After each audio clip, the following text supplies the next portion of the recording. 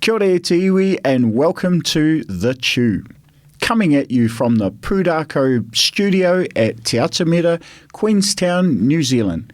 Ko Arrowtown Dad tēnei, and today we are chewing the fat with Ailsa Cain from Kauati.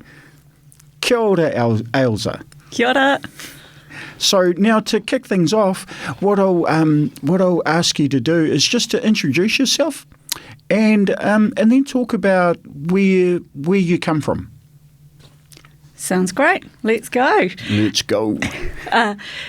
Ko Hananui te Mauka Tupuna, ko Mata'o Te Awa, ko Waitaha Kāti Māmo i Ngaitahu Oku Iwi, no Murihiko Aho, ko Ailsa Cain Tuku Ingoa. So my name is Ailsa and I am from Ngaitahu Iwi, from the Waitaki south to the ice. Nice. Wow, fantastic. So you were brought up in Invercargill? No, the Bright Lights of Milton.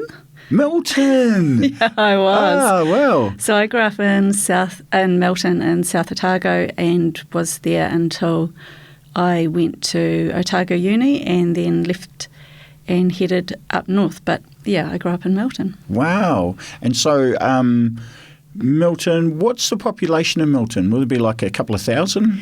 Yeah, a couple of thousand on a good day. My claim to fame in Milton was I was related to nobody there, which is quite an unusual thing. But we were living in Milton. My father is from Kaitangata, which is a small village further down on the banks of the Mata'o, the Clutha. Yep. And my mother was a 10-pound pom from Stranraer. Another one. And yeah, so they met in the shearing gangs out in the Hawke's Bay. And that's part of the reason we were based in Milton, because of potai shearing. So Dad shore with them for a long time and Mum did work for them. But big seasonal population through Milton. Right. And so Shay actually talked about how his adoptive father was a 10-pound pom as well. So can you describe what that term means? Yeah, a 10-pound pom is the amount that they paid, £10, to immigrate out from Scotland or the UK to Australia or New Zealand. So My mum had done that just after she turned 21 and had gone to Australia for a bit of time, coming from a very insular Scottish town. Yeah. And arrived in New Zealand to get her first job in New Zealand was to get picked up in a van and driven out to the back blocks of nowhere by a Māori guy with long dreads called Frog. And that was her introduction to New Zealand. Frog. How long ago was that? So she came out to New Zealand in 1977. Right. And I've heard from some families that it used to be a 5-pound pom and then it got raised. So that's how you tell the ones that came out in the 70s, they were 10 pounds. Wow. Yeah, because I've heard the term before, but I never knew where that came from. So thanks for explaining that. And so your upbringing in Milton, it was a great childhood, was it? Yeah, I really enjoyed my time in Milton. It's coming from a small town. I think sometimes you don't realise how much it shapes you and sets some pretty clear parameters and foundations that you don't necessarily understand for a long time as to how grounded it is. Yep. But we had a great time, like typical one of just, spending the afternoon jumping off the bridges and swimming in the rivers and just wandering around town.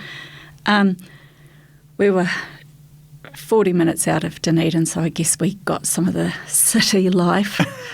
But I did that, and then obviously Dad's from Kaitangata, so I spent a lot of time being raised with my cousins in Kai. The first granddaughter, so I had 4 older boy cousins on Dad's side. which was based in New Zealand, and so I was the first girl. And that hardens you up. Yeah, I bet. Quite quickly. And so, would you say you were raised in a traditional Māori family?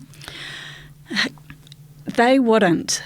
They wouldn't say that, but it's one of those ones where, looking back, it was probably more than they realised. So, like a lot of Māori families, over the generations, they had to put in what I kind of think of as survival mechanisms, or a bit of a strategic long play as to how they were going to get through these rough periods. And for my great-grandmother, a decision had been made about how she was to raise her children, and so her eldest daughter, of which I am from her line, they were brought up in what would be a more traditional style. Wow. But the eldest child was to be taught everything in English, and then the other children were to have more mixed language. Wow. Because at that time, what they had to do was maintain the knowledge of the place, and they were making these decisions at a time where they thought Te Reo was going to die out. Right. Or the old dialect in which they had been taught everything was. So they say that they're not, but when I look back, like, I was raised with my auntie, and we still do a lot of seasonal mahinga kai practice. Really? And my grandmother was raised by her grandmothers with other children, Right. So they would say no, but yeah. Yeah, nah, yeah. Yeah, nah, yeah. Because I think, unfortunately, a lot of people equivocate our culture with the language, right? So I guess for a lot of people, if the language isn't there, the culture is not there. But as you just mentioned, you were learning mahinga kai practices, which are ingrained in our culture. It's not always about the language, which is, I'm sort of finding that out the hard way these days. So yeah, for them, you're nothing without whakapapa. Yeah. Absolutely. And you're nothing without whenua. Yeah. So I guess this is where the Ngāi Tahu experience is quite different. Every iwi and hapu have to fight for their own things. Yeah. And they had quite a different series of circumstances. For Ngāi Tahu had dropped 80% of its population, had died, huge disbursement, almost a dysphoria level, and a lot of land and water as part of their takiwā. Quite often, fishermen with, high death rates and things like that, when you're travelling the ocean. So they had to make the call, what was the thing to be kept at all costs. And for them it was whakapapa and land, mahinga kai. Yeah. And then when we were safe, we would bring the language back. Fantastic. And so when you were at school, like I'm assuming you're schooling in Milton, you probably didn't have many other Māori students at your school? We're probably a bit of a quirk in the system for what Otago looks like. Right. And that's because we had quite a large seasonal... Ah, of course. So I grew up with quite a few Māori families, but I can't even tell you how old I was when I worked out that Kennedy Bay is not just up the road, and Te Awamutu is not just, somewhere around Christchurch, because this is where they were all coming from. Wow, really? Kennedy Bay? Kennedy Bay. That's where the Portai family's from, so we had lots from there. Wow. I actually have connections into Kennedy Bay through my Ngāti Porou side, so it's fantastic hearing about that. I've been back there, and I know it's such a small place that not many people have heard of. Yeah. So when you first see Kennedy Bay, I thought, well, they've got a Kennedy Bay down here too. But then I just realised you meant it was the one up in the North Island. Yep. Wow. Fantastic. And so when you say seasonal, was it shearing for the most part? Yeah. So that kind of South Otago area had seasonal shearing, forestry and the freezing works. Oh, of course. Was there a freezing works in Milton at that time? No, it's just south of Finnegan's, is just south of Balclutha. So that's about a 30, 40-minute drive. Right. And then we also had the woolen mills. Woolen mills? Yeah. So I'm guessing that's where wool went? Yep. That's right. That's where it goes. Starts from being like sheep-like into clothing-like. Right. Like swan dry-like. Oh, I got that right. Oh, that's fantastic. And so then you went to, I think you said it was high school in Dunedin, did you say? No, I went to university. University. It wasn't necessarily where I thought I would end up, but we found out that I was a pretty useless rousey. So Dad said you either had two options. I either had to get better as a rousey or go find another job. So I ended up going to university and getting a double degree in history and politics, focusing on the Pacific and colonisation. Wow. So that I did that because I was a useless rousey. Well, you don't get much farther away from rousing than that. If it's any consolation, I am a farmer's son and I was rubbish at all things farming. So, I headed in the IT direction as soon as I could. That's interesting. So, history and political science, did you say? Yeah, political studies. Wow. Did you always have interest in those areas when you were young? Yeah, and I based my degree around the fact that I wanted to understand the front page of the paper. Well, oh, okay. So in my mindset, to understand the front page of the paper, you needed to understand the way people thought and what baggage they were bringing with them or what was their experience coming through. And you had to understand things like religion and philosophy, and right. So that was my degree. All that together. Yeah, to understand the front page of the paper. I have never heard that reference before. That's a fantastic reference because you just never know what drives people to do things, and I can fully understand the reference. I've just never heard of it before. That's really cool. So you would consider yourself a South Otago born and bred? Very much so. Yeah, cool. Did you spend much time on marae at all? Or would you ever visit any marae? We did. My tawa, so that's grandmother, always kind of referred to marae as North Island colonisation. Because in a very old Waitaha Kati Māmoe way, we don't necessarily have a physical dwelling. It's more kind of the more Pacific model of a marae atia. Right. So you have spaces in which you gather. So, yes, we'd go to marae, so we'd go to like Otako or we'd be down at Murihuku, but there would also be dwellings which kind of were working as marae. So right. the old house in the bluff before the beautiful Te Rauaroha came through. At Colac or Rakaparima, there would be other kind of dwellings or people's houses. Yep. But on the more traditional places I go, so when we go into Ropuki Island, the Wahoroa is kind of the bay where you come in from the sea. It starts right out in the water, and then when you land on the beach, that's the marae atia, and then when you get up to the sand dunes, that's where the things would happen. And there's a series of rocks and stuff.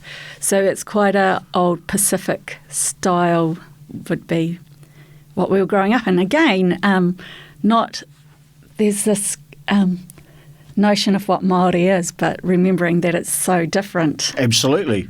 I've never heard it explained that way, and that's a fantastic. Actually, I've never heard because.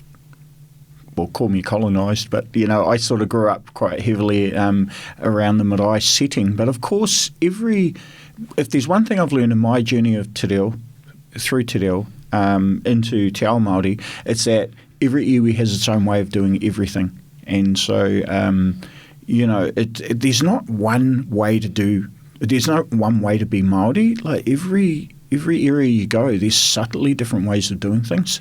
And there's things that they value as well. Like, don't get me wrong, I love being in the marae. There's that great sense of warmth, but I prefer to be outside when we're doing those things. Yeah, right. I feel way more connected, and especially if we've got rocks around us. Yeah.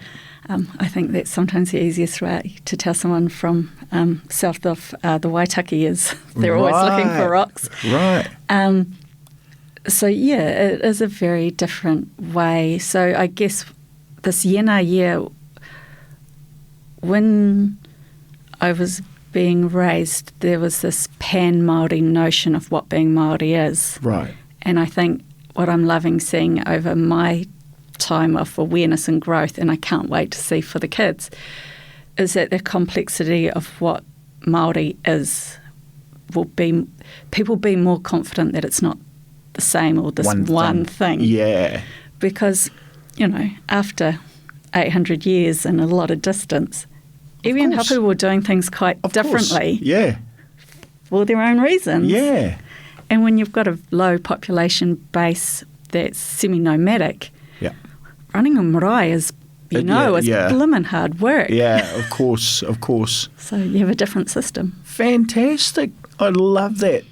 That's a really great explanation, something I'm not familiar with. So thank you for opening up my eyes to that.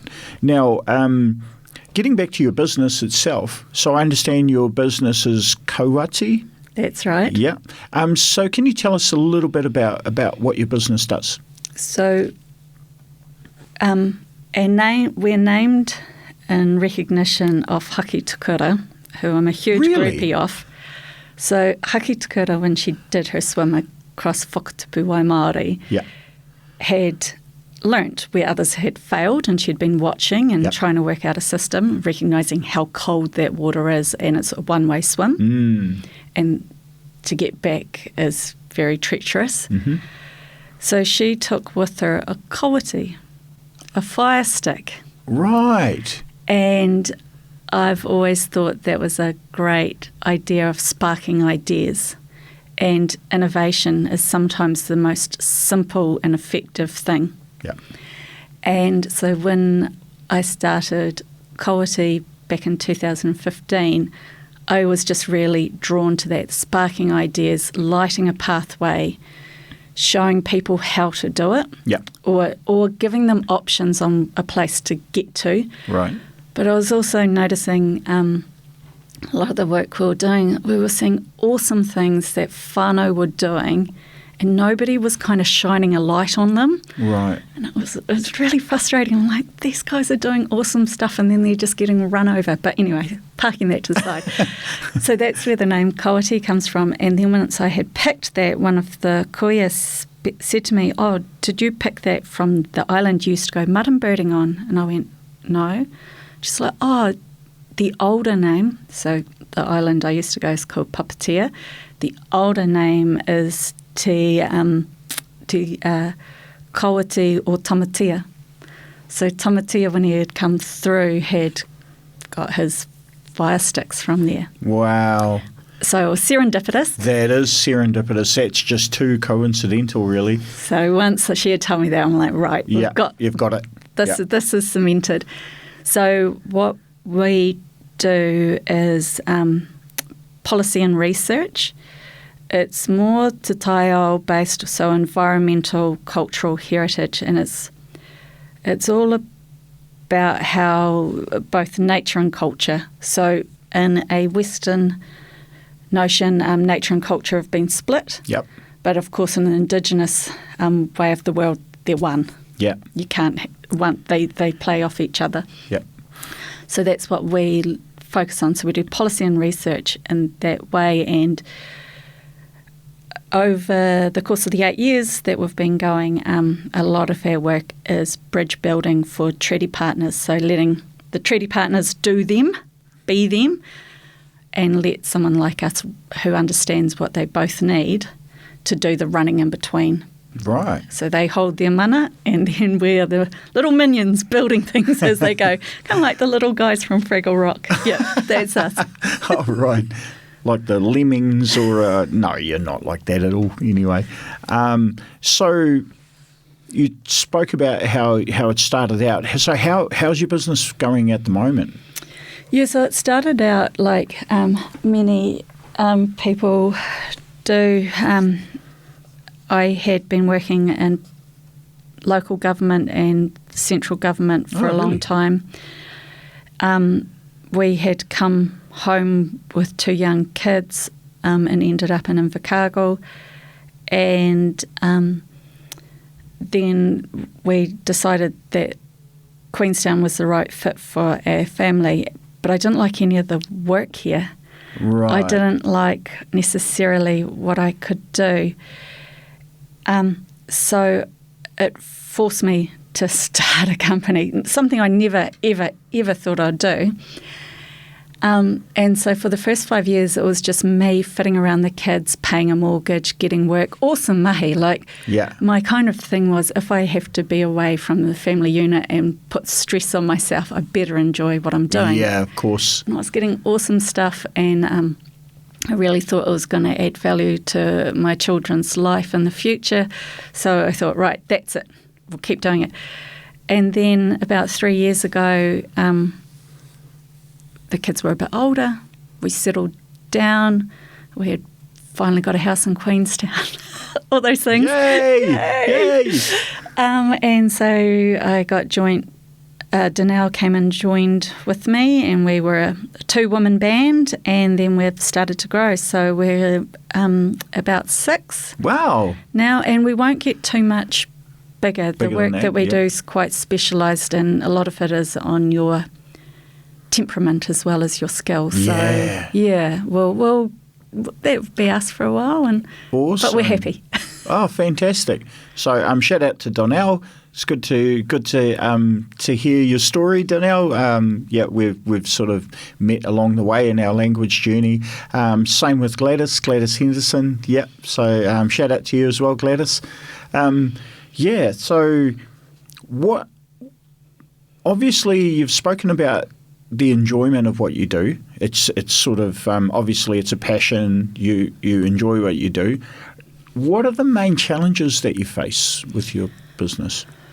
Yeah, so kind of on a purely business point of view, the big challenge has been from somebody who loved the topic. So going from a topic expert or to being a business owner is not the same thing. Right. So there was a point there when you're a sole trader, you can be, it's just you. And then one of the biggest challenges is starting to realise that, and you just talked about Gladys. Gladys has put all the structure around us and really given us a duty of care to be a company. Right. One of the interesting challenges we're facing as a company and the work we do is that we do a lot of work with treaty partners. Okay. And sometimes that partnership is one side thinks it's a better treaty partner than the other, and it's usually not the one who thinks it's the best. Right. And we've started to come and see that when we're involved, we've had a few cases where, say, a local council will think if we're involved it's because they've been deemed to be a bad partner. And they take offence to that.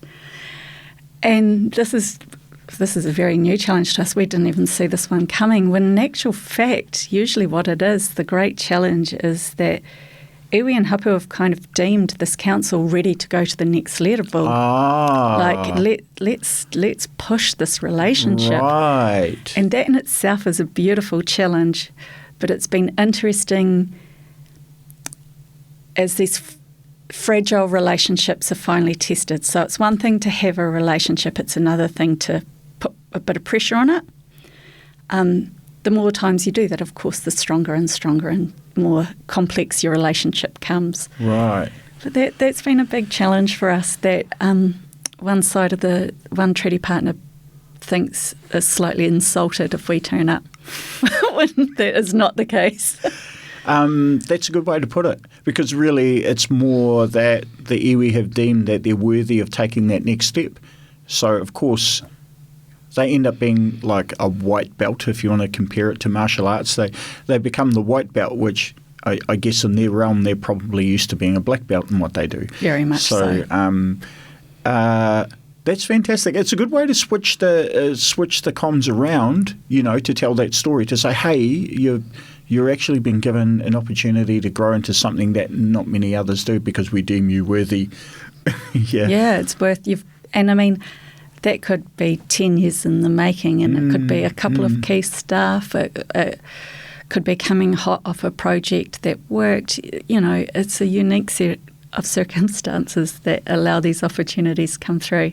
Yeah. And I guess the other challenge is somebody thinks they're ready to step up, and when the other treaties partner's gone, nah, not ready yet. So do you ever feel like you are the meat in the sandwich? Not necessarily the meat in the sandwich, but we often say that we're expendable. Okay. Because in the work we're doing with Te Tai Ao, you really need your treaty partners to hold their mana and be as strong as they can be. So they need to be really grounded in themselves. Yeah. Then they don't have the same roles. They don't have the same purpose. Mm-hmm. So we're there, and if there is tension, I guess we're kind of almost like a base isolator. We can absorb some of that pressure, and they can still hold. So yeah, I think we're sometimes more like a base isolator. Right. Absorbing the pressure. Yeah. Well, that's a tricky situation to be in. I mean, yeah, but you obviously love what you do. And so what are the things you love about what you do? Hands down, the best thing we managed to do is that we're about connection with place and continuation of practice at place. So mahinga kai. Right. Basically, I've created a policy company around mahinga kai. But the thing that I love the most is that people take you to the places they love the most. Right. And as soon as they're there and they start talking, it's just the most rewarding thing in the world. Right. Fantastic. And so I think it's a little bit obvious here. I'm going to ask the question anyway. But how does being Māori influence what you do within your business? Some of it I don't recognise until I see something that's not the way we do it. So some of it, it's just inherent and I can't quite articulate it. I think it gives us the confidence, and I also think your analogy before about the white belt, you see the complexity of a highly complex, highly traditional and organised society. So, this kind of one Māori thought is fantastic, but it's not true. As we know, anyone who's been on a marae for more than 5 minutes will know that that's not true. Yeah. Wānanga, it's definitely not true. So I think how it helps is we understand the complexity of these societies that are structured around discussion and debate and hierarchy. And that helps a lot, and it helps a lot to say, for us to be really confident in saying that's not our space. Yeah. We've got a space here, but it's not, say, in mana whenua, when you're acting and exercising mana whenua, you've got quite a different role. Yeah. And when you're like matawaka, you've got quite a different role. Very different role, yeah. And it's just that you can see that. And then sometimes it's kind of this great mix of cultures, both, being Scottish and Māori. our ability to whip up our cup of tea and a biscuit in seconds. Yeah, absolutely. Standard. Yeah, it's a given. It's a tick. Well, not a tick box exercise, but it's a requirement, right? You have to show manaaki, and so you kick straight into that cup of tea thing and biscuits. So, oh God, we haven't got any biscuits in the cupboard, and you pull out apples or whatever else is around. So that's very inherent Māori thing to do for sure. Manaaki, yeah. Somebody walks into the room and I love this within the company. There would be no question about role or anything like that. Is someone meant to do that? If you see them and the jug is not on, that is on you. Yeah, absolutely. If you're the one standing there and you haven't turned the jug on, that's fully on you. So I'm not a cook. I don't spend any time in the kitchen. I buy my dinner as often as I can. But even I know how to turn the jug on, get some biscuits, find some cakes, and do the basics. So now this interview is actually a collaboration with KUMA, the Southern Māori Business Network, and so I'll be interested to get your thoughts about any interactions you've had with KUMA. You attended the Business Awards that we had recently. So tell us about your experiences during those awards. Like, did you have a great experience there? Was there anything that sort of stuck in your head about that awards dinner? Yeah, there is about the awards dinner, something that stuck in my mind. When we come in and we meet, we see everybody again and who was all there, and it's always great. And you always I don't know, for me, I always walk into those events thinking, I probably won't know too many people. Yeah. And then you're barely in the door and you've already met half of the room. What I really found interesting, and I'm not sure how you found it, but I felt almost a shift of this invisibility, or we're used as business owners up here going to things run by other organisations where we're kind of one of, there's another kaupapa running, right? And we're just part of it. And then to see everybody together here, and then for the course of the night, this great increase in visibility, not as a business owner who is Māori, but as a Māori business owner doing Māori business in Tahuna, was noticeable. Yeah. I really found it was a different vibe by the end of the night, and it's nothing to do with the amount of wine. It was quite a different vibe, this confidence of not, and I would say if I had to single it down, the shift of being a business owner who is Māori to a Māori business owner in whakatapu Māori. Yeah, fantastic. It did have that vibe. I felt personally, I felt a lot of, I felt very proud about what was in that room. And the room was full, but we were full of overachievers. People who are achieving fantastic things, not just at a Māori level, but at a national level. So, and your company is an example of that.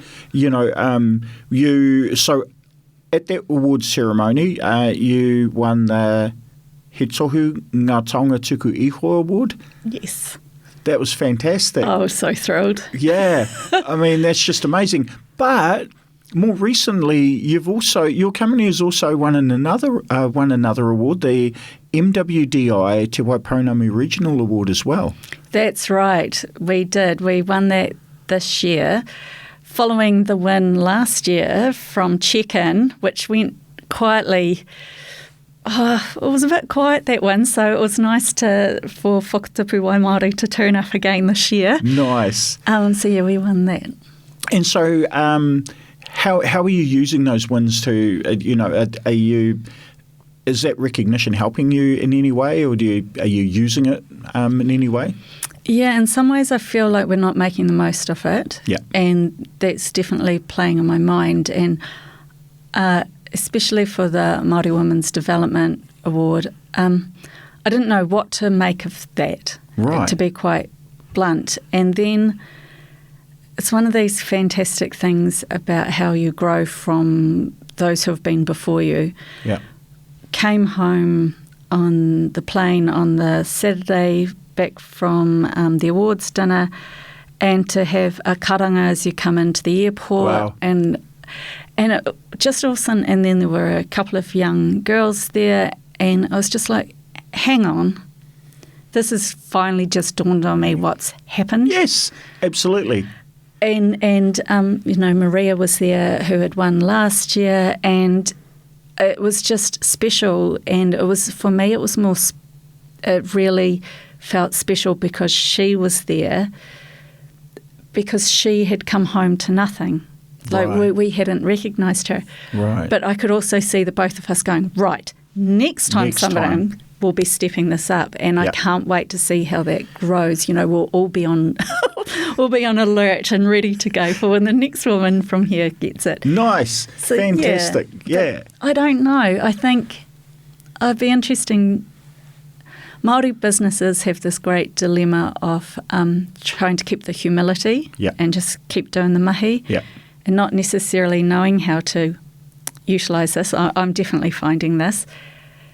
But at the same time, being really cautious of being used in that kind of system that isn't celebrating you from a kaupapa Māori point of view. They're celebrating you as a Māori business with no support around them. Right. So, that probably isn't explained well. But No, I get it.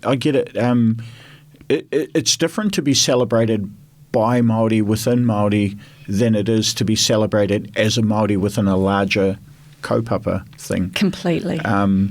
Some ways, some people may call some versions of that tokenistic.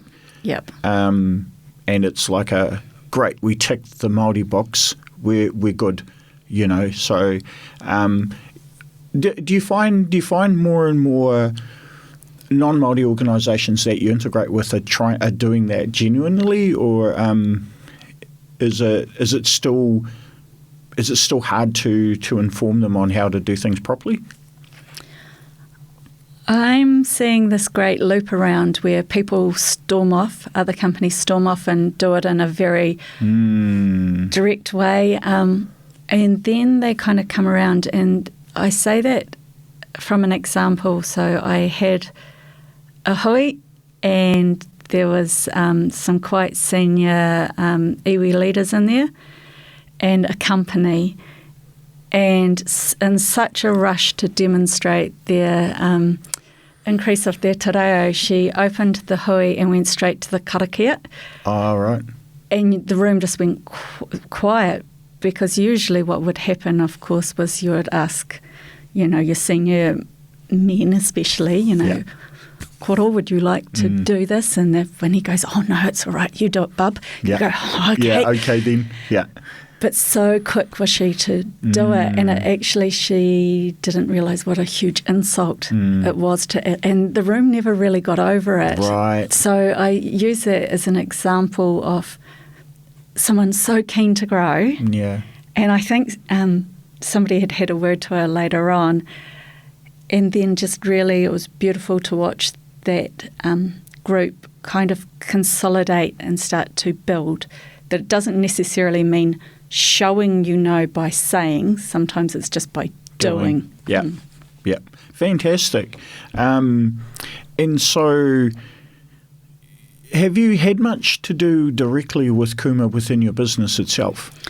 Yeah, so in the last few years, especially as the presence up here has increased, we've noticed a lot of help just sometimes to bounce ideas off. Yeah, right. To know you're not alone. This whole visibility, I think, is the key kind of phrase that I'm taking away from the experiences this year.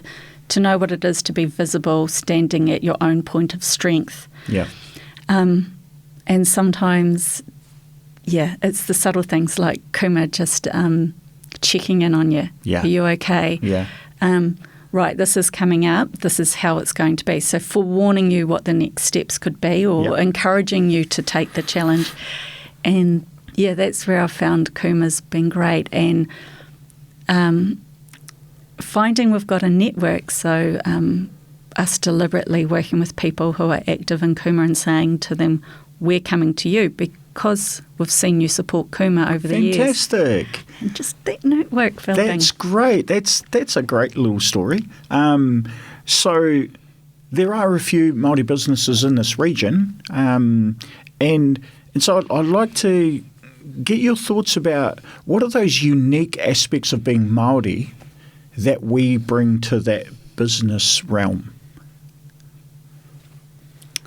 I mean, we sort of touched on a bit of it already, that whole manaaki sort of attitude. But can you think of any other things that us as Māori we uniquely bring to that business conversation? Innovation, I would have to say, would be one of the biggest ones. I think this idea of just go for it, because sometimes what's your alternative? And then other things like, no, I believe this is my ethics and values, and this is where I think we need to go.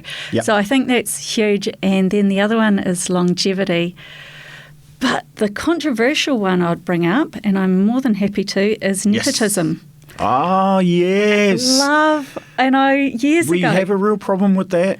And years ago, it came to me, I was at something at central government, and they talked about nepotism. And they said it can be both, in a Māori business, your biggest weakness, but also it's your key strength. Really? And what they were referring to there is that there is this belief that you grow out into the whānau. So as you rise, you bring up those around you and you empower them. Right. I mean, I get that. So the tuakana taina, but I would also say it's one of the things that we're looking to. We're always looking at, okay, so-and-so's daughter's got those skills. Yeah. So-and-so's son's got those. Okay, right, how do we put them in a safe tuakana taina situation to build that up? Mm-hmm. And I think that's a strength. It doesn't let you get stale. Okay. And it doesn't let it be all about you. So I would say it's controversial because it can go each way. Yeah, that is I'm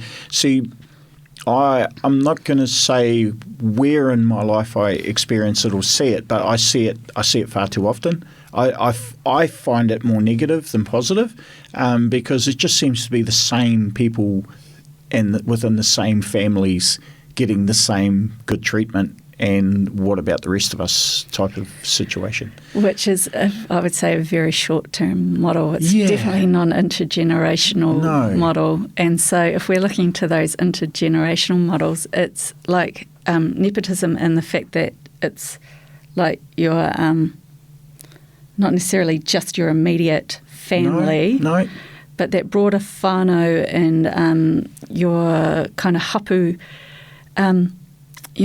seeing someone who we deem has potential.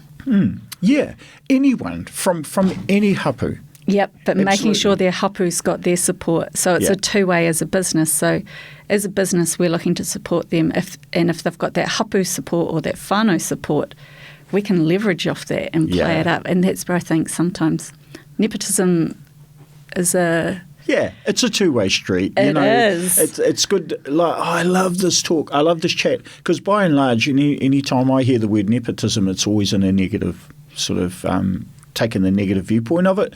So I love the fact that you actually come to the conversation with the other side of it. It can work well. Yeah. If we're all bought into it. Yeah, that's right. Yeah. I love it. Love that. So, and so in this local community, as Māori business owners, I suppose, what do you think we could do better to come together as a business community? I think a lot of this is going to ride off what we were talking about, the gala awards, so the awards dinner, that discussion of being a business owner who is Māori versus being a Māori business owner is that there are some phenomenally impressive business owners around here who Māori was either something they did back at their own marae or somewhere back in their own takiwa. And when they came here, they business owners. Right. And so what I would love to see and what I think we can do better is to really start to mature that visibility. Right. And to look at those skills. And I really do recognise that there's a lot of people who are here in our region because being Māori was not seen as a good thing. Yeah. Or they had too many whānau pressures and they've come here. So what we have is this great kiti of those who have come from elsewhere as those who are within their takiwā. And I think we've got all the parts, but we haven't necessarily brought them together to build off each other. I agree with that. Yeah, totally. It's interesting you mentioned that whole family pressure thing because I'm not going to talk disparaging of my whānau or of the region that I come from, but I have to agree that I have a fresh outlook living here. As a Ngāti Porou person, this Queenstown region has really opened my eyes to the wider Māori world because you have no choice but to integrate with other people from other iwi, and we're all great friends now, and it sort of does really open up a world that you never knew was there. There's one thing back home, we're so proud Ngāti Porou people. It's quite hard to break out of that shell, if you know what I mean, because you're just too busy celebrating the fact that you're Ngāti Porou. But then you come down into this region and there's so few Māori that you all stick together no matter where you come from. And for me, that's really opened my eyes up, and it's opened up a whole new world. I had a little chuckle when you brought that one up because I thought, oh, that's directly how my experience as well. So we've gone over time a little bit, which is fantastic. I love it. And we're going to sort of look to wrap up.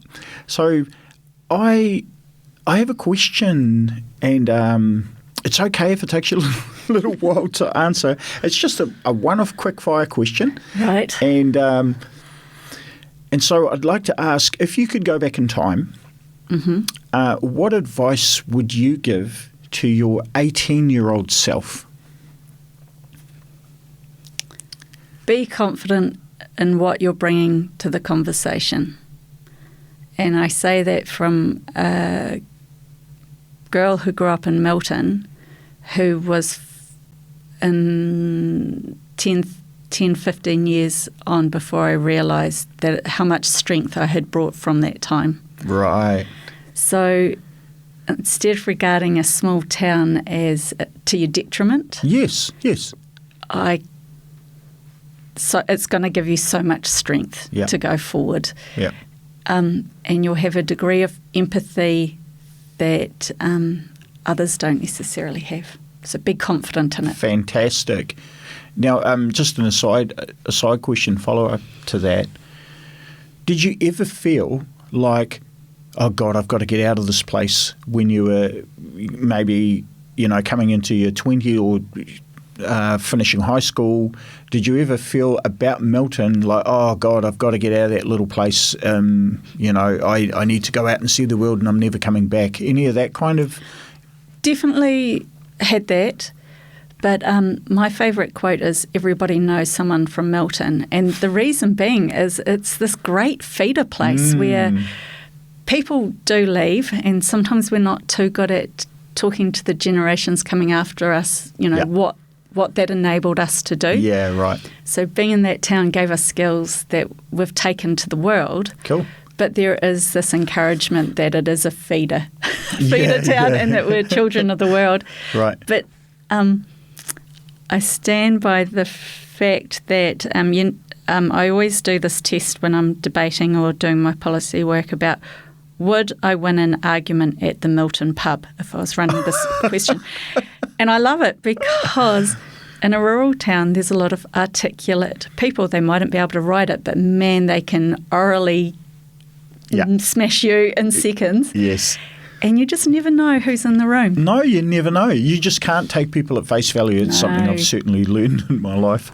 And so before we wrap up, what's the easiest way people can get in touch with you if they need to engage with your business? So the easiest way to get in touch with us is through our website. Mm-hmm. So Kauati, KAUATI.co.nz. And we've got contact details through there, and I say that as someone whose name is often spelt wrong. So that's the easiest way, but we're pretty easy to find. Mm-hmm. And no doubt you'll find us through a friend. Yes, for sure, especially in this region. I never knew you personally, but it was so easy to find out everything about your business, and because I've had friends working for your business as well. So, do you have any last comments before we sign off? No, I will by the time I get to the car and have thought of something witty and clever. But I guess